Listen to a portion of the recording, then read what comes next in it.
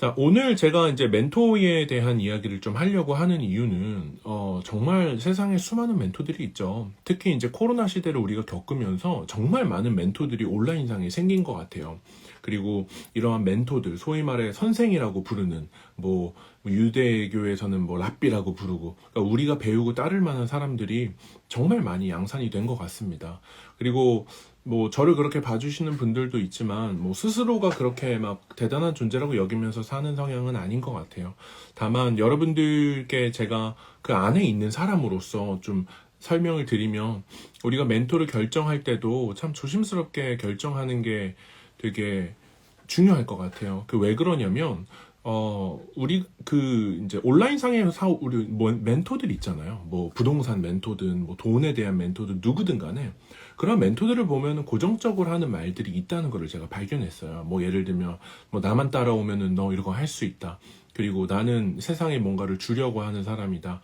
막 너가 잘 됐으면 좋겠다. 막 이런 어떤 진정성마저도 뭔가 우리가 따라하고 베낄 수 있는 형태가 돼버렸기 때문에 우리가 멘토를 고르는 입장에서 사실 굉장히 혼란이 됩니다. 특히 우리가 신뢰를 이렇게 주게 될 때 그 신뢰를 저버리면은 사실 우리는 굉장히 많은 수준에서 무너지잖아요. 그러다 보니까 내가 내 인생을 걸고 뭔가 배움을 청한다는 것은 사실 조금 더 구체적으로 검증된 사람과 함께 좀 시간을 동행하는 게 좋지 않을까 싶습니다. 이런 부분에서 우리가 이제 제가 자주 이야기하죠. 가장 먼저 경계해야 되는 건 아무래도 인스턴트식 사고입니다. 그러니까 이상하게도 정말 돈이 많으신 조단위 부자들은 그런 영상이나 이런 데에 잘 출연하는 비율이 굉장히 적죠. 오히려 이제 10억대, 100억대 그런 부자분들께서 네, 이제 나오셔서 이래야 된다, 저래야 된다 이런 이야기들을 정말 많이 합니다. 네, 정말 우리가 누구의 말을 들을 것인가라고 생각을 해봤을 때, 물론, 에이, 내가 무슨 조단위 부자야, 이럴 수 있지만, 사실 마인드셋 측면에서 저는 좀 큰 차이가 있는 것 같아요. 그러니까 그러다 보니까 제가 이제 한국 서적을 조금 덜 읽고, 좀 정말로 세계적으로 유명한 사람들의 책을 많이 읽는 거기도 하겠고요. 그러니까 어찌됐건 다시 돌아와서 우리가 멘토를 설정할 때는 굉장히 좀 신중하게 고를 필요가 있고 또 그분들이 하는 이야기들을 우리가 좀 걸러서 좀 수령할 필요가 있다 이렇게 생각을 합니다. 그리고 좀 진짜 실력자들은 여러분 공감하실 거예요. 여러분들 분야에서 진짜 실력자들은 막 요란스러운가요? 그렇지 않습니다. 제가 만나본 진짜 실력자들, 특히 이제 단기간 내에 변화를 만들어낼 수 있다라는 인스턴트식 사고를 현실화시킬 수 있는 사람들은 그런 사람들이 진짜 실력자잖아요. 그리고 그런 사람들이 특히 이제 좀 유명하고 이름이 있으신 분들에게 정말 큰 효과를 보이고 있어서 근데 그런 사람들은 항상 이렇게 조용히 지내세요. 강남에 아파트도 많으시고 막 이런데도 굉장히 검소한 생활 하시는 분들도 있고 눈에 안 띄려고 한다는 거죠. 그러니까 여러분들 제가 아시겠지만 이제 전에 저는 영어를 가르치는 사람이었고 특히 이제 압구정이나 청담에서 아이들을 가르치면서 좀 굉장히 돈이 많은 집안의 애들을 좀 가르쳤던 적이 있습니다. 그런 분들을 보면 연예인도 있고 정말 많았지만 그런 분들은 이렇게 눈에 띄는 활동들을 잘 안 하려고 합니다. 굉장히 소박하게 지내는 경우도 많고 겉으로 드러날 때 이래야 된다 저래야 된다 명품으로 치장해 있다 그러니까 그런 것들이 어떤 근본적인 이유가 좀 다르다는 것을 많이 느꼈습니다. 그렇기 때문에 여러분들이 인스타그램 안에서 멘토를 고를 때는 우리를 혹하게 만드는 것을 제외하고 객관적으로 판단하는 게 굉장히 중요합니다. 한 번 더 얘기할게요. 우리를 혹하게 만드는 것들을 제외하고 그리고 객관적으로 판단을 한 뒤에 멘토를 골라야 된다는 거예요. 이게 마케팅 시장에서는 여러분들이 뭐에 혹하는지 굉장히 사람들이 잘 알고 있어요. 특히 이제 저도 브랜드를 운영하다 보면은 뭐에 여러분들이 혹하는지 알아요. 카피라이팅 같은 것들도 어떻게 써야 여러분들이 이걸 확 넘기게 하는지 기법은 다 알고 있어요. 왜냐면 저희 안에는 지금 국내에서 존재하는 모든 동기부여가 쓰고 있는 카피라이팅이 데이터로 다 정리가 되어 있고 심지어 수치별로 다 파일로 정리가 되어 있습니다. 그러다 보니까 여러분들을 자극하려면 뭘 써야 되는지 안다는 거죠. 근데 우리가 그런 측면에서는 사실 굉장히 취약해요. 그러니까 우리도 모르게 갑자기 나를 쿡 찔러가지고 깜짝 놀라서 반응하게 하고 카드 뉴스 넘기고 읽다 보니까 혹해가지고 구매하게 되고 구매하면 누가 돈 벌어요? 그렇게 혹해서 여러분들을 움직이게 만든 사람의 지갑을 두둑하게 채워주는 거 아닙니까? 그러니까 그러다 보니까 그런 행태들이 인스타에서 되게 많고 또 그런 사람들이 또 혹해가지고 우르르 몰려가서 이게 이제 냄비 근성 같은 거죠. 이렇게 확 뜨거워져서 막 이렇게 몰려갔다가 막 실망하는 사람들도 생기고 뭐 다시 우르르 빠져나오게 되고, 그러니까 이런 현상들이 굉장히 많이 일어나는 것 같습니다.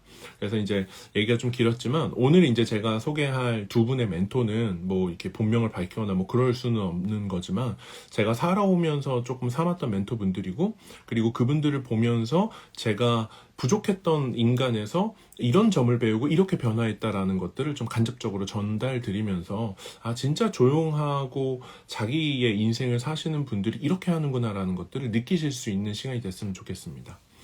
제가 만난 첫 번째 멘토는 사실 그분의 그런 온화한 그 분위기 자체를 굉장히 담고 싶었어요. 저는 20대 때 지내면서 막 역말살 꼈다라고 할 정도로 해외나 배낭여행을 굉장히 좋아했고, 특히 굉장히 거칠게 여행하고 험한 곳을 다니는 애였습니다. 그러니까 마치 표현하자면 되게 불같은 성격이었어요.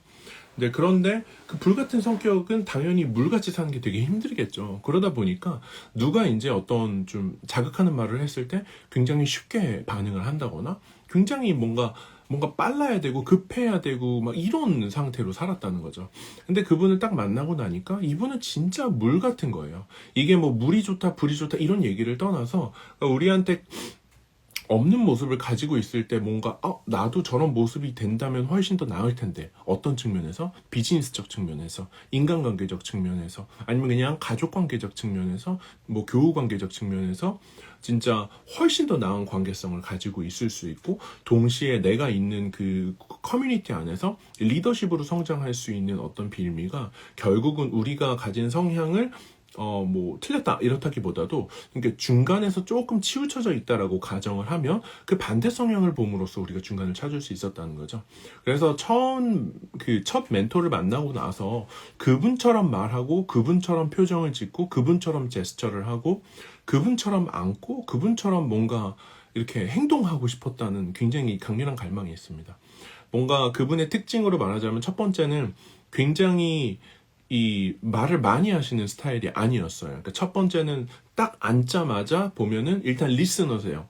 딱 뭐 어떠세요? 질문을 하고서 이렇게 천천히 이렇게 들어주는 타입이었습니다. 지금 보면은 너무 좋은 습관이었던 것 같아요. 보통 만나자마자 이제 자기 얘기를 하는 그런 사람들이 있잖아요. 왜 자기 얘기만 와다다다다다 쏟아내고 막, 그리고 자기 할 말만 쫙 하고 집에 가고 막 너무 좋았어 이러고 가는데 사실 나는 말한 것도 없고, 그런 게 아니라 앉아서 먼저 경청하는 습관이 있었던 것 같다라는 거였고, 두 번째는 그 사람이 어떠한 부분, 어떤 대화 주제에 대해서 열정을 가지고 이야기하기 시작하면은 굉장히 온화하게 끝까지 들어주는 특징이 있으셨던 것 같아요. 저도 그런 특징을 처음에 눈치채지 못하고, 막 저는 막 이러고 싶어요, 저러고 싶어요, 저는 이런 걸 잘하는 것 같아요, 이렇게 하고 싶은데 어떻게 해야 되나요? 이런 질문 공세와 막 어마어마한 TMI 설명들로 그 멘토분은 어떻게 보면 좀 첫 만남에서 당황하게 하지 않았나, 돌아보면 이제 그렇습니다. 사실은 그 시간들이 제가 가지고 있었던 그런 급한 마음들을 끝까지 다 들어줬기 때문에, 결국 그런 어떤 이 첫 번째 단에 구름이 걷히고 나니까 진짜 제 안에 담겨 있었던 본질들이 깨어났던 거죠. 그래서 그런 작업들이 참 배울 점이었었던 것 같고, 그리고 그분을 만나면서 또 느꼈던 세 번째는 뭐냐면, 우리가 살다 보면 긍정적인 말만 필요한가요? 사실 그렇지 않거든요. 긍정적인 말은 우리를 힘을 주고 격려를 하게 해서 새롭게 시작할 수 있는 에너지를 주지만, 사실 우리를 변하게 만들고 더 나아지고 싶게 만드는 건 어떤 때는 우리를 콕 집어서 하는 그런 어떤 건설적인 비판이에요. 우리는 이 양자를 다 들을 필요가 있거든요. 근데 이제 그분의 특징은 좀 부드럽게 건설적인 이야기들을 하실 수 있는 분이었어요. 저는 그게 되게 신기했어요. 그리고 어떻게 보면 좀 오그라들었어요. 뭔가 이렇게 정말 진심 어린 눈으로 바라보고, 이 사람이 정말로 잘 됐으면 좋겠는 마음을 품고 차분하게 이야기를 하니까 정말 딱딱했던 제 마음도 뭔가 이렇게 변하게 되고, 심지어 그 기술을 가지고 있으니까, 이분이 이제 국내의 가장 탁월한 기업에 다니셨는데 정말 임원까지, 그 중에서 정말 놀라웠던 건 위나 아래나 싫어하는 사람이 없다는 거였어요. 그러니까 정말로 경쟁으로 점철되어 있는 그런 회사 생활 안에서 치열한 그 안에서 위아래한테 모두 사랑받는 존재였다는 건, 분명히 그분의 어떤 어법과 화법 안에서 위아래를 다 만족시킬 수 있는 그런 특징이 있지 않았나라고 생각을 합니다. 그리고 요즘 사실 그런 나다움이나 내가 원하는 인생을 강조하기 시작하면서 요즘 뭐 저도 MZ 세대에 들어가지만 좀 할 말을 하자라는 분위기가 많이 이렇게 되어 있잖아요. 근데 저는 개인적으로 그게 맞기도 하고 틀리다고 하다고 생각을 합니다. 그러니까 우리가 둘 다 고민을 해야 된다라는 거죠. 그러니까 우리가 마음속에 할 말을 못하고 그 말이 쌓여가지고 병이 되면 안 돼요. 하지만 그렇다고 해서 우리가 내가 더 중요해, 남보다 내가 더 중요해 라는 말로서 할 말을 다 해버리게 되면은 사실 대외적으로 우리가 가지게 되는 그런 이미지라는 것은 그렇게 건설적일 수가 없어요. 그리고 뭐 그 사람들은 내 진짜 팬이 아니야, 나를 좋아하는 사람이 아니야 라고 이렇게 치부하기에는 우리의 인생은 너무나 길고 관계가 우리한테 줄 수 있는 장점들이 너무나 많이 있다라는 거죠.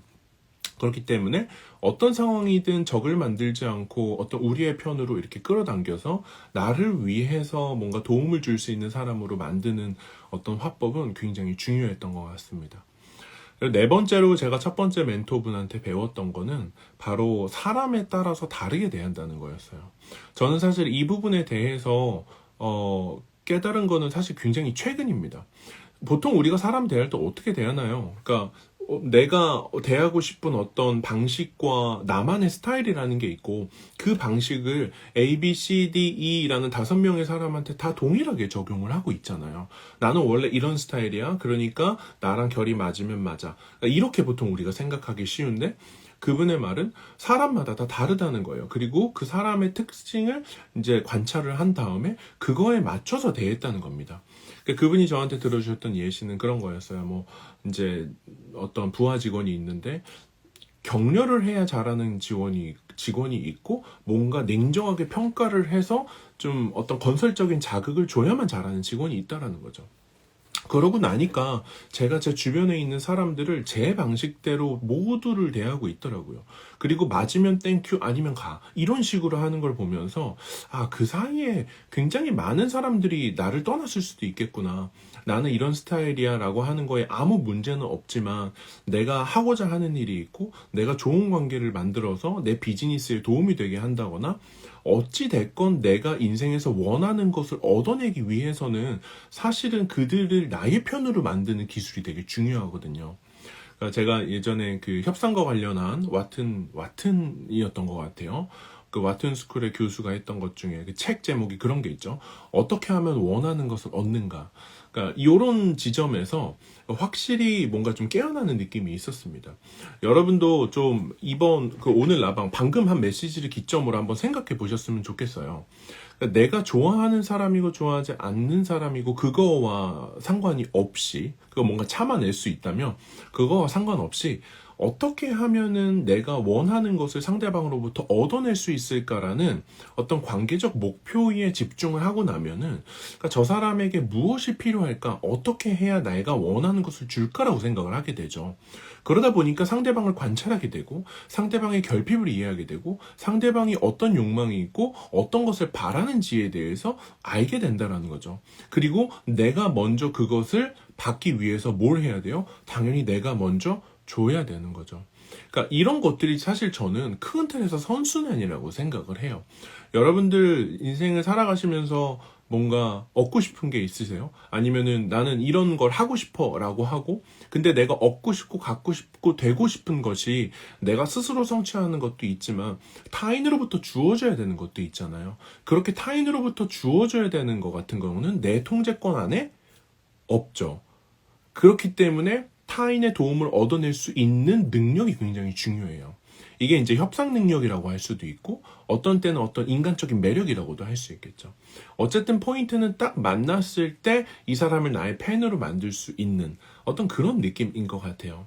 그리고 이런 역량이 단순히 어떤 생활을 편하게 해주고 비즈니스에 도움이 되는 걸 넘어서 여러분이 혹시 인스타 계정을 운영하시면서 한 10,000명 정도가 넘는 팔로워를 가지고 싶다라는 마음이 있으시다면 여러분들이 뭔가 이 짧은 기간 안에 상대방을 여러분들의 팬으로 만들 수 있는 부분을 좀 깊이 있게 고민하시는 거를 개인적으로 강하게 추천드리고 싶습니다. 모든 사람들이 실제로 만났을 때 더 좋지는 않은 것 같아요. 그리고 뭐 관계가 항상 오래오래 유지되는 경우도 그렇게 많지는 않고요. 그러나 그럼에도 불구하고 좋은 사람을 우리가 인생에서 놓칠 필요는 없기 때문에 아마 좀 여러분들이 딱 만났을 때 한 두세 시간 안에 여러분들의 팬이 되고 그 사람들을 여러분의 품 안으로 들이고 뭔가 함께 뭔가를 만들어갈 수 있는 존재로 관계성을 강력하게 형성하시는 기술이 되게 필요할 것 같습니다. 관계의 기술이죠. 관계의 기술. 그리고 뭐 이제 데일 카네기의 인간관계론 보면 결국은 이제 상대방이 중요한 존재라는 것을 느낄 수 있도록 해야 된다는 거. 조던 피터슨의 말에 따르면은 상대방에게 항상 배울 점이 있다라고 생각을 하고 대화에 들어가라는 거. 그러니까 이런 어떤 애티튜드와 마인드 자체가 분명히 좋은 관계를 가져오는 것 같습니다. 사실 저는 좀 정말 독불장군 같은 면이 있어요. 그러니까 독불장군 같은 면이라면은 뭔가 혼자서만 하겠다 이렇다기보다도 좀 관계에 대한 상처를 좀 쉽게 받는 편인 것 같아요. 그러다 보니까 어떠한 한 사람을 제 인생에 들일 때 뭔가 그 사람이 들어와서 나한테 상처를 주면 어떡하지라는 두려움이 있는 거죠. 그래서 사람을 만나거나 또 사람과 관계를 맺을 때 굉장히 좀 조심스러워하는 편이에요. 뭐 특히 이제 그런 네트워킹, 요즘 막 네트워킹 진짜 많죠. 제 주변에서도 많이 막 네트워킹 파티 이런 것들이 존재하는데, 그러니까 그런 부분도 예전에는 되게 즐겁게 갔었던 것 같은데 요즘에는 굉장히 좀 조심스러워지는 것 같아요. 그러니까 뭔가 나와 같은 결만 만날 거야 라는 거라기보다도 불특정 다수가 내 인생에 갑자기 들어와서 나한테 상처를 주는 경우가 여러분들 덜어 있잖아요. 그리고 10명을 새로 만나면 사실 내 인생에 도움이 되는 사람은 정말 적고 또 나한테 상처를 안 줄 것 같고 오래 볼 만한 사람은 정말 극소수이기 때문에 오히려 점점 더 좀 관계적 측면에서 제가 열린 마음이 되기보다 좀 조심스러운 신중함이 굉장히 많이 기해지는 것 같습니다. 여러분은 어떠신지 모르겠어요. 이제 저는 많은 사람들을 만나려고 하고 또 피할 수 없는 입장이다 보니까 요즘은 참 많이 조심스럽게 가려고 하는 것 같습니다. 하지만 어떤 상황이든 간에 나와 다르다고 해서 그 사람이 틀렸다라고 바라보는 거는 진짜 안 좋은 것 같고, 또 우리는 그런 마음에 쉽게 휩싸이죠. 뭔가 틀렸다고 생각하고 저거 잘못된 것 같아, 저거 왜 저렇게 하지, 저거 진짜 미련한 짓인 것 같아 라는 생각이 들지만 사실은 우리가 틀렸다고 생각하면서 행동을 하는 사람이 어디 있어요. 다 자기가 옳고 괜찮은 선택을 내리고 있다라는 생각 하에 선택을 내리고 있기 때문에 어떻게 보면은 어떤 상황이든 좀 존중받아야 되는 측면도 좀 존재하지 않나 이런 생각을 합니다. 자, 두 번째 저의 멘토를 조금 소개할게요. 이분은 사실 뭐 이렇게 막 아는 분이 많은 그런 분도 아닙니다. 아마 유명한 걸로 따지면 정말 안 유명의 끝판왕이실 것 같기는 한데, 이분을 우연히 만나게 됐던 건 사실 저희 이제 가게, 아내와 저희 가정에 좀 이렇게 자산과 관련해서 조금 도움이 필요해서 이분을 처음으로 소개받아서 만나게 됐어요. 딱 소개받아서 만났는데 처음 이제 만나 주신다니까 얼마나 감사해요. 그래서 가가지고 만나서 앉아가지고 이야기를 하는데 와, 앉은 자리에서 3시간을 보내고 왔어요. 그러니까 그분도 시간을 내주셔서 참 감사한 일인데, 그분과 그런 3시간을 보내게 된 이유가 뭐냐면 이 지식이 끝이 없이 나오는 거예요. 그러니까 그리고 뭔가 한 분야에 대해서 우리가 깊이를 가져야 한다라는 말 여러분들 모두 공감하시죠? 그러니까 특정 분야로 깊이 있는 수준으로 파야 된다라고 할 때 그분은 진짜 깊이가 뭔가 이 보이지 않는 수준으로 굉장히 깊다라는 것이 이제 은연중에 느껴졌다는 거죠. 마치 이렇게 구덩이가 있는데 아래를 보면은 그 구덩이 끝이 하나도 안 보이는 거예요. 그냥 검정색으로밖에 안 보이는 거죠. 얼마나 깊은지 가늠할 수도 없고 측량할 수도 없고 이게 예를 들면 돌멩이를 떨어뜨려 소리로 한다, 뭐 그런 수준이 아니었던 것 같아요. 그러니까 제가 받았던 느낌은 뭔가 이분의 어떤 이 루틴 자체가, 예를 들면 내가 A라는 분야를 할 거야 라고 하면 이 A라는 분야를 내가 마스터해야지 라고 말했을 때 그 마스터라는 단어의 기준이 와, 정말 깊구나, 이 생각을 진짜 많이 했습니다. 사실 요즘 뭐 책 많이 읽었다, 뭐 책 1000권 읽었다, 2000권 읽었다, 3000권 읽었다 이런 분들 진짜 많죠. 제가 그 말을 진짜 안 믿어요. 왜냐면 뭐 3000권 읽고 뭐 했다라는 분들 만나봤는데 결국 책만 읽은 거고 실제로 인생이 달라지거나 바뀐 거는 굉장히 적고, 그리고 그거를 팔아서 뭔가 또 그러니까 그런 멘트를 팔아서 자기가 돈을 번다라는 것도 저는 약간 어폐가 있다고 느껴지더라고요. 그러다 보니까 인간을 바꾸는 거는 책의 양보다도 그 책을 통해서 얻은 깨달음이 인간을 바꾼다고 저는 생각을 해요. 근데 뭔가 그런 분들이 비교하면 제가 이제 근데 재밌는 건 그 방금 말한 두 번째 분은 제가 그분을 멘토로 생각하고 있는지는 아마 모르실 거예요. 저 혼자 약간 짝사랑 같은 그런 멘토일 수도 있긴 한데 어쨌든 그분을 만나면 항상 되게 그 깊이 있는 그 이야기들을 좀 할 수 있고 또 신기했던 거는 어떤 분야를 이야기하든 그 분야에 대해서 굉장히 저명한 수준으로 대화를 할 수 있다라는 게 굉장히 신기했어요. 뭐 비즈니스면 비즈니스, 뭐 뭔가 이 내부 직원 관리면 직원 관리, 그러니까 이 지식의 방대함과 깊이가 둘 다 넓어버리니까, 그러니까 저도 책 진짜 많이 읽고 정말 사색 많이 하고 글도 많이 쓴다고 자부하면서 살았는데 뭔가 그분과 보내고 나면은 제가 한없이 작아지는 느낌인 거예요. 근데 저는 이게 정말 좋은 멘토의 특징이라고 생각해요. 여러분들 진짜 좋은 멘토의 특징. 여러분들을 건강한 방향으로 한없이 작아지게 만드는 멘토를 여러분들이 꼭 찾으셨으면 좋겠어요. 그게 뭐 모든 분야에서 압도적으로 잘하는 사람을 찾을 필요 없습니다. 여러분이 필요로 하는 그 분야면 충분해요. 그리고 그 분야의 전문가를 만났을 때, 아, 이 사람이랑 있으면은 진짜 이게 끝이 안 보인다. 그런 느낌을 받는 사람이 우리 인생에 진짜 필요한 것 같습니다. 처음으로 만났을 때 그렇게 장시간 이야기를 하고 그분이 이제 그랬어요. 이제 이 분야에 대해서 책을 10권 읽어오세요. 그러는 거예요. 그래서 뭔가 이제 얘기도 많이 하고 뭔가 느낀 것도 있고 아, 진짜 작아지고 내 진짜 열심히 살아야 되겠구나. 이런 생각을 하고서 결국 10권 읽어오겠습니다. 제가 전화하겠습니다. 했는데 2, 3개월 후에 10권 읽었을까요? 안 읽었을까요? 당연히 못 읽었어요. 그쵸?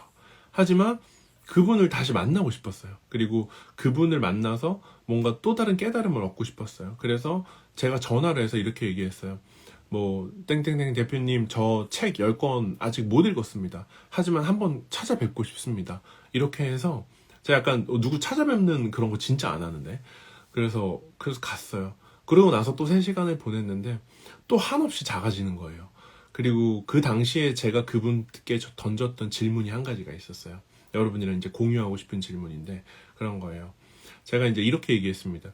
대표님 저한테 요즘 한 가지 좀 고민이 있습니다. 그래서 뭐예요? 이러니까 제가 요즘 제 고민은 뭐냐면 제가 대표님 만난 이후로 책도 정말 많이 읽고 특히 이제 그런 경험적이고 실천적인 배움을 위해서 정말 열심히 사는데 뭔가 배우면 배울수록 지식이 많아지면 많아질수록 하면 할수록 실천하고 내가 달라져가면 갈수록 이상하게 모르는 게 더 많아진다는 느낌이 듭니다. 이게 왜 그런 겁니까? 제가 제대로 하지 않고 있는 겁니까? 그랬더니 그분이 씩 웃으면서 전 그 말이 너무 좋았어요. 당연한 겁니다. 이렇게 이야기를 하더라고요. 아, 그때 나는 이미 알고 있었구나. 그거를 확답 받으려고 한 건가? 막 이런 혼란이 됐지만 어쨌든 핵심은 뭐였냐면 우리가 진짜 깊이 있는 수준으로 뭔가 연구해 나갈 때 어떠한 특정 임계점을 넘어서 우리가 더 깊이 내려가게 되면 드는 느낌이 뭐냐면 의외로 어떤 분야든 정상을 찍는 방식은 되게 의외로 비슷하다라는 거였고 또 하나는 공부를 하면 할수록 이 어떤 지식과 배움의 어떤 깊이와 너비는 끝이 없이 무한대처럼 방대하게 느껴진다라는 거예요. 그러다 보니까 어쨌든 그 분을 만나고 나서 이제 SNS를 하다 보니까 제가 알려드리겠습니다. 저는 이 분야의 전문가입니다. 저는 이걸 압니다. 저 이거 완전 이렇게 해서 저 이런 결과를 냈습니다. 라고 말하는 사람들을 보면은 제가 그 뒤로 어마어마한 혼란에 휩싸였어요. 근데 재밌는 건 전문가가 되는데 여러분들 1년 빡세게 했다고 진짜 전문가가 되나요? 지식은 쌓을 수 있을 수 있을지언정 경험적이고 실천적인 것들은 절대 시간량에 좌지우지가 돼요. 따라서 제가 이제 실제로 만나면 그런 얘기 드려요. 그러니까 뭔가가 되고자 하는 명예로운 그런 거 있잖아요. 막 지위나 막 이런 것들을 되고자 하는 그런 마음을 잠깐 내려놓고 정말 깊이 있는 수준의 이 분야에 내려가다 보면 오히려 자부심이 겸손함으로 바뀌는 특정 임계점을 지나게 되는데 그 수준을 우리가 넘겨야만 사람들이 나를 리스펙트하고 전문가로 봐준다는 거죠. 그렇기 때문에 우리한테 중요한 거는 그 임계점을 넘기는 수준까지 뭔가 절치부심하고 나의 성장과 어떤 압도적인 어떤 변화를 위해서 몰입하는 게 되게 중요한데, 사람들은 조금만 공부해도 막, 나 이제 알 것 같아. 내가 알려줄게요. 막 이러면서, 그리고 또 가끔 그런 분들 있죠. 약간 합리화하는 분들. 뭐 왕초보가 초보를 가르치는 시대니까, 초보가 왕초보를 가르치는 시대니까, 저 요만큼만 알아도 저 왕초보 가르칠게요. 막 이런 분들도 있습니다. 틀린 말 아니죠. 저도 그분 말에는 동의합니다. 하지만, 그렇게 시작은 할 수 있을지언정, 우리가 궁극적으로 바라봐야 하는 지점은 훨씬 더 좀 깊이 있고 내공이 있는 그런 모습 아닌가요? 오히려 그런 분들을 만났을 때는 그러한 지점까지, 그러한 수준까지 스스로를 뭔가 배움의 자리로 밀어내고 또 그 자리로 가고 싶은 마음이 의외로 없었다는 거예요. 그냥 나는 초보니까 왕초보를 가르치는 걸로 만족할래. 이게 결국은 뭐예요? 꿈의 크기잖아요. 내가 가지고 있는 생각의 크기와 너비가 좁기 때문에 내가 배우는 것도 한 달이면 바짝하면 끝나는 거예요. 저는 어떤 배움이든 그렇게 끝난다고 생각하지 않습니다. 사실 아이러니한 건, 저는 30대인데 30대 초반까지만 해도 내가 뭔가 마음을 딱 잡고 이렇게 한 달, 두 달 하면은 뭔가 될 거라고 생각을 했어요. 근데 지금 보니까 이제 저보다 훨씬 더 높은 위치에 계신 분들, 저보다 훨씬 더 많은 지식과 경험을 가지신 분들의 입장에서 제가 얼마나 귀여웠겠어요. 저 한 달 이거 바짝하고 저도 그 분야에 대해서 당신이랑 대화를 할 수 있습니다. 진짜 가소로운 말이죠. 정말 전문가들 앞에서 어떻게 그럴 수 있습니까? 결국은 돌아보면 그 당시에 저를 건강한 방식으로 작게 만들어줄 수 있고, 또 너 아직 부족해, 너 더 해야 돼, 너 이거보다 더 할 수 있는 사람이야 라고 만들어줄 수 있는 그런 멘토가 그 당시에 저한테 없었다는 거죠.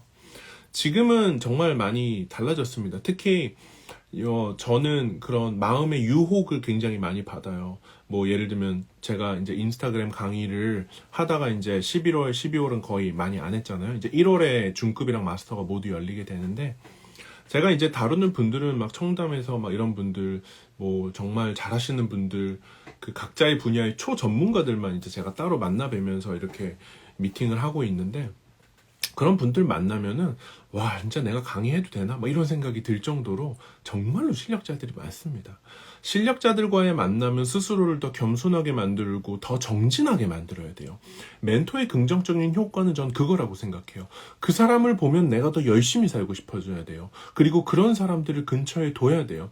그런 사람들을 보면서 저 사람도 저렇게 했는데 나도 저 사람 나이 되면 나도 저렇게 되고 싶다. 나이와 또 상관이 없죠. 그러니까 뭔가 나를 더 움직이게 만들고 내가 더 달라지고 싶게 만들고, 혹은 그 사람을 만났을 때 다음의 만남에 그 사람이 나를 기대하도록 만들었으면 좋겠다. 제가 달라져서 오겠습니다. 이런 마음이 들게 하는 그런 사람을 만나면 우리의 성장은 자연스럽게 일어납니다. 아침에 이불 개는 거 좋죠. 아침에 막 정리하는 것도 다 좋아요. 하지만 제가 동기부여가 진짜 샤워 같아서 매일 해야 된다 이런 얘기하고, 그게 좀 한계가 있다고 느끼는 이유는, 근본적으로 우리가 뭔가 추구해야 되는 것은 무언가를 하느냐라는 doing이 아니라, 혹은 무언가를 얻느냐라는 getting이 아니라 결국은 becoming이에요. 우리가 뭔가가 되고 싶은 마음이 들어야 돼요. 그게 훨씬 더 근본적인 니즈예요. 그 니즈가 생길 때에 우리가 정말로 장기간 내 안에서 살아 숨쉬는 어떤 건강한 어떤 변화의 기점들을 가져갈 수가 있는 거고, 그 기점들은 결국 좋은 멘토와의 만남으로 내가 더 좋은 존재가 되어서 그 사람 앞에 나타나고 싶다. 그 사람의 인정을 받고 싶고, 이쪽 인정 말고 진짜의 인정을 받고 싶다. 그런 생각을 저는 좀 가질 필요가 있다고 생각을 합니다. 특히 이제 젊은 분들, 30대도 마찬가지예요. 저도 마찬가지입니다. 급한 마음이 들죠. 빨리 1년 만에 막 이랬으면 좋겠고, 2년 만에 이랬으면 좋겠고, 정말로 이렇게 급한 마음은 우리를 항상 공격을 해요. 근데 우리가 뭔가가 된다라는 것은 정말로 장기간의 뭔가가 필요하고, 그 장기간의 무언가가 결국 우리를 정말로 나은 삶으로 이어지게 하거든요. 그래서 제가 이제 아무것도 하지 않으면 아무것도 달라지지 않는다, 그 책을 처음 쓰고서 했던 그 한 200분 정도 모시고 했던 그 강연회에서 제가 그랬죠. 제 인생의 목표는, 제 인생의 모토는 슬로우 리치 프로젝트다. 이게 무슨 말인가 하면, 우리가 한 달, 두 달 만에 자꾸 조급한 마음이 들고 스스로한테 성장할 수 있는 기회와 시간을 넉넉하게 주지 못하는 이유는 자꾸 옆 사람들이랑 우리가 비교하면서 나는 쟤보다 빨라야 돼. 혹은 그거와 상관없이 나는 어쨌든 어떤 수준에 언제까지 가야 돼. 라는 생각들이 우리를 자꾸 조종한다라는 거예요. 근데 이거에서 뭔가 벗어나기 위해서는 우리가 인생을 훨씬 더 길게 볼 필요가 있어요. 예를 들면 우리가 100살까지 죽는다라고 했을 때 한 40살 정도 기준으로 보면 우리가 60년이 남았잖아요. 그러다 보니까 예를 들면 여러분이 부자가 되고 싶어요. 그러면 언제 부자가 되고 싶으세요? 혹은 언제 부자가 돼도 뭔가 좋으시겠어요? 100년을 산다고 했을 때 우리가 50살에 부자가 된다고 해도 진짜 충분한 시간이라고 저는 생각합니다.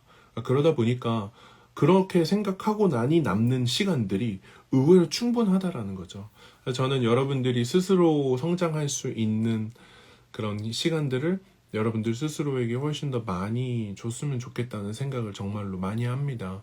그리고 다른 사람들이 아마 뭐 무시도 하겠죠. 그리고 다른 사람들이 너 뭐하러 그렇게까지 해? 라는 말도 할 거예요. 그리고 아마 가장 상처되는 말은 너는 몇 년째 그러고 있니? 그런 거 있죠. 너 했는데 성과가 없어. 달라지는 게 없어. 너 맨날 그 자리야. 라는 말을 할 때 굉장히 큰 상처가 되거든요.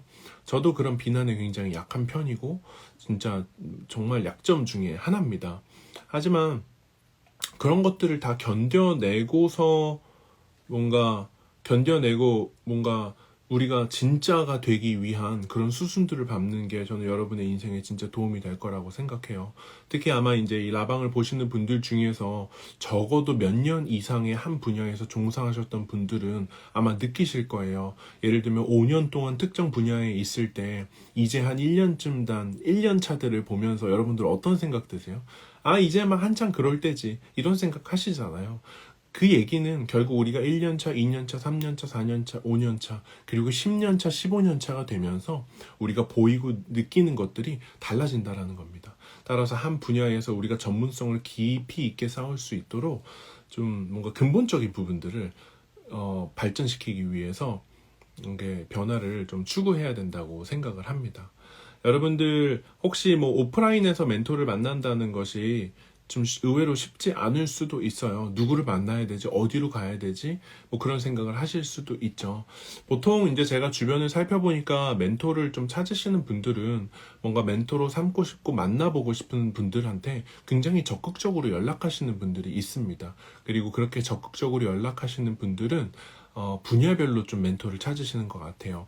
뭐 나는 예를 들면 뭐 블로그의 멘토는 누구다. 뭐 나는 유튜브의 멘토는 누구다 이런 식으로 특정 분야의 멘토를 좀 다양하게 가지고 계신 분들 굉장히 적극적인 분들인 거죠.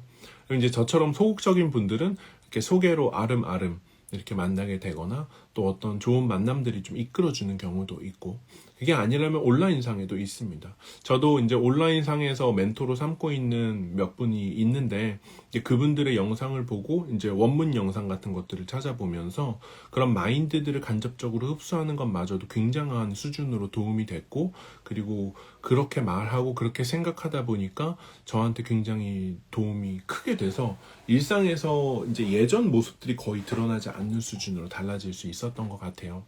결국 우리가 멘토로 삼고 뭐 그런 것도 중요하고 또 그분들의 어떤 메시지를 매일 듣는 것도 중요하고 우리가 실천하는 것도 중요하다. 뭐 이렇게 봐주시면 좋을 것 같습니다.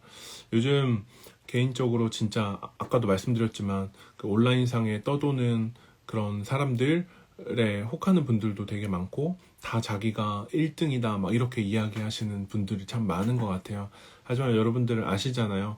뭔가 칭찬은 내가 스스로 하는 게 아니라 타인이 해줘야 되는 거고 그리고 우리가 누군가를 칭찬할 때를 생각해보면 사실 진짜 칭찬하기가 쉽지 않습니다. 사람은 저마다 엄격한 기준을 가지고 있잖아요. 그래서 우리가 그러한 칭찬을 받는 존재가 되려면 정말 누군가를 큰 폭으로 도와줄 수 있는 능력이 필요한 것 같아요.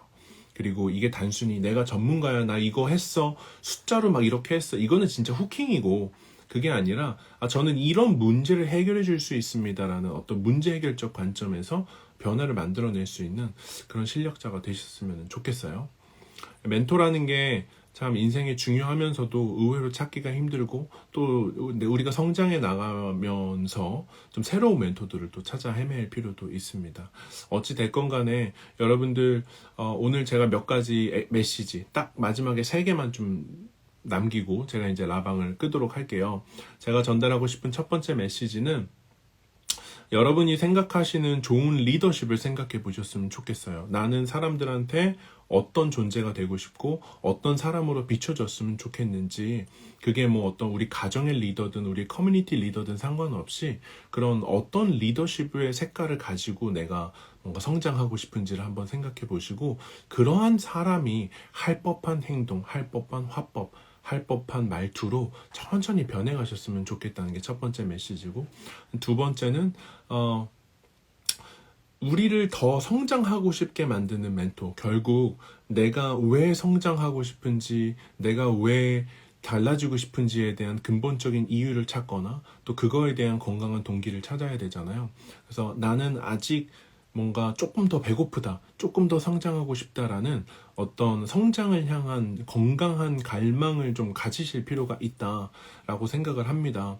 저는 시간이 지나면 지날수록 스티브 잡스의 Stay Hungry, Stay Foolish가 진짜 크게 다가오는 이유는 우리가 배부르고 만족하는 순간부터 성장이 멈춰버린다는 생각을 굉장히 많이 하기 때문이고요. 그 다음에 이제 세 번째는 그럼에도 불구하고 결국 우리가 가야 하는 길은, 우리가 멘토도 있고 다 있잖아요. 근데 멘토를 발판으로 그 다음 단계로 나가가는 건 우리 스스로라는 거죠. 그리고 저는 일정 부분, 요거는 오늘 주제와 조금 어폐가 있을 수도 있지만, 저는 여러분들이 진짜 인생에서 살고 싶어하고 얻기 원하는 것들은 여러분들이 이미 알고 있다고 생각을 해요. 정답은 이미 알고 있는 경우가 많고, 그 다음에 진짜 달라질 수 있는 내 안의 근본적인 이유도 그것도 내 안에 숨겨져 있다라고 생각을 해요. 그래서 여러분들이 좀 스스로 변화할 수 있는 나에 대한 어떤 생각을 많이 하시고, 그거와 관련해서 제가 가장 많이 추천드리는 활동이 이제 글이죠. 너무 많이 쓰실 필요도 없고 하루에 한 줄에서 3줄 정도만, 카톡으로도 쓰실 수 있는 그런 분량 정도로만 좀 꾸준히 글을 써나가시면 좋겠다는 생각을 듭니다. 저도 이제 책을 내고 다양한 뭔가 활동들을 하고 있지만, 제가 이루었던 모든 것들은 정말 단기간 내에 많이 만들어졌었고, 그렇기 때문에 저도 아무 그런 거 없는 베이스 상태에서 새롭게 시작했잖아요. 그래서 여러분들도 할 수 있다라고 저는 굉장히 강력하게 믿고 그렇게 도와드리는 일을 하고 있는 것 같아요. 뭐 책을 내는 일이든 인스타그램을 키우는 일이든 브랜딩을 하는 일이든 뭔가 선천적으로 있어서 그런 거라기보다도 뭔가 그 부분에 대해서 마음을 가지고 기대 없이 내 자리에서 열심히 하는 거, 좋은 사람들을 곁에 두고 그 사람들과 함께 성장하고, 내가 먼저 부자가 될래라는 마음에서 내가 너를 부자로 먼저 만들어줄게 라는 어떤 먼저 상대방을 위하는 그런 마음으로 변화하니까 좋은 영향력들을 많이 경험하는 것 같습니다. 앞으로도 그렇게 지내고 싶고, 여러분들이 뭐 금요일 저녁에 못 오실 수도 있고 오실 수도 있지만, 뭔가 저는 항상 그래요. 그런 뭔가 이 집 나간 자식이 돌아올 수 있는 그런 집이 될 수 있는 그런 느낌의 브랜드가 됐으면 좋겠다고 생각을 해요. 저희랑 같이 지내시다가 언팔하고 가실 수도 있고 다른 일을 하실 수도 있죠. 하지만 여러분들이 뭔가 힘들고 지치고 그냥 뭔가 좋은 말을 듣고 싶고 그냥 좋은 메시지를 듣고 싶을 때 언제든 인스타그램에서 검색을 했을 때 나오고, 그리고 5년이 지나도 10년이 지나도 그냥 그 자리에서 계속 존재하는 브랜드면 좋겠다.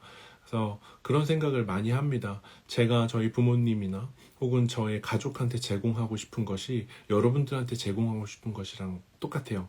뭔가 그냥 그 자리에서 항상 있어주기 때문에 안정감이 있는, 대단히 핫하고 싶지도 않고요. 대단히 막 유명하고 그런 것도 아니에요. 저희의 바람은 그냥 오랫동안 함께 있는 그런 브랜드가 어떤 저의 결에 훨씬 더 맞는 것 같아요. 그래서 여러분들이 어느 시점에서 우리가 만났든 여러분들이 떠나든 상관없이 여러분들에게 도움과 위로가 필요할 때 언제든 찾아와서 들을 수 있는 그런 브랜드가 됐으면 좋겠어요. 그래서 벌써 몇 개월째 매주 금요일마다 똑같은 시간에 라방을 열어요.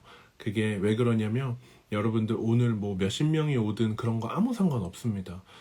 이 라방을 통해서 정말로 힘든 시간을 보내고 있는 분이 힐링을 하고 어려운 시간을 거쳐가고 있고 그리고 그 한두 분 때문에 제가 매주 라방을 하고 있어요. 그래서 여러분도 좋은 일도 있고 힘든 일도 있지만 어쨌든 저희는 그래요. 힘든 때 도움이 되는 브랜드면 좋겠어요. 좋을 때는 저희랑 안 있으셔도 괜찮아요. 좋은 거는 가족이랑 나눠도 되고 저희는 막 그런 막 샴페인 터뜨리고 그런 건 아닌 것 같아요. 근데 정말 도움이 되는 그런 한두 분들을 위해서 계속 존속하는 브랜드면 좋겠다. 자기계발, 동기부여, 위로 이런 것들이 그런 것들이 저희의 근본적인 이유인 것 같아요. 실제로 그런 한두 분이 굉장히 크게 힐링을 받으시거나 가족이 관계가 회복이 되거나 아니면은 자기 길을 찾아간 분들도 있습니다. 제가 되게 요거는 딴 얘기인데 제가 이제 제가 진짜 마음에 항상 품고 있는 19살 친구가 있어요. 그 친구가 정말 고민 많을 때 만나서 진로 고민도 같이 하고 밥도 먹고 커피도 마시고 그랬는데 그 친구가 결국은 정말 원하던 곳에 잘 대학에 들어가서 지금은 뭐 연락을 자주 하진 않습니다. 하지만 저희가 그 친구한테 특정 구간 동안에 그 친구의 꿈을 이뤄줄 수 있는 한 번의 계단이 됐으면 저희는 그게 저희의 역할이라고 생각해요. 그게 페이서스 코리아의 Y예요. 그 한두 명들이 번갈아 가면서 와서 쉼을 얻고 돌아갈 수 있고 우리는 다 활동해야 하는 필드가 있잖아요. 저희는 잠깐 쉬어가는 벤치 같은 거라고 생각을 합니다. 그래서 여러분들이 알아두면 좋은 그런 브랜드가 될 수 있도록 계속 할 거고요. 저희는 뭐 소박해요. 여러분 보시는 것처럼 제가 막 양복 입고 나오는 것도 아니고 되게 편안하게 나옵니다. 그런 게 또 결이 맞으시다면 또 좋은 거고 뭐 아니면 어쩔 수 없고 네, 어쨌든 그렇습니다. 네, 여러분 각자의 자리에서 되게 어렵게 지내시는 거 알고 있어요. 제가 여러분들 라방 하면서 라방 하시는 분들을 만나기 때문에 그래요. 되게 힘든 분들은 특히 댓글도 안 남기시고 조용히 계신다는 것도 알고 있습니다. 제가 매번 라방 때 이야기하지만 여러분들 진짜 죽고 싶거나 그만 살고 싶거나 이렇게 진짜 힘든 일을 겪고 계신 분들은 DM 주시면 제가 가능하면은 답장하고 만나 뵙고 하도록 하겠습니다. 그래서 뭐 제가 뭐 대단한 존재는 아니지만 그래도 가끔은 가족한테 하지 못할 만한 얘기들이 있잖아요. 그래서 들어드릴 수는 있기 때문에 네, 어쨌든 그런 저희의 존재 이유에 맞게 계속 좀 활동을 해보도록 할게요. 네, 이런 말은 약간 간지러워서 약간 말이 잘 안 나오는데 어쨌든 뭐 그렇습니다. 저희가 하는 이유는 네, 여러분들 어쨌든 한 주 동안 정말 고생 많으셨고 주말은 또 푹 쉬시고 또 한 주 힘차게 사셨으면 좋겠고요. 저희는 또 계속 컨텐츠로 커뮤니티로 여러분들한테 도움이 될 수 있도록 계속 저희 맡은 자리에서 저희도 열심히 지내고 있겠습니다.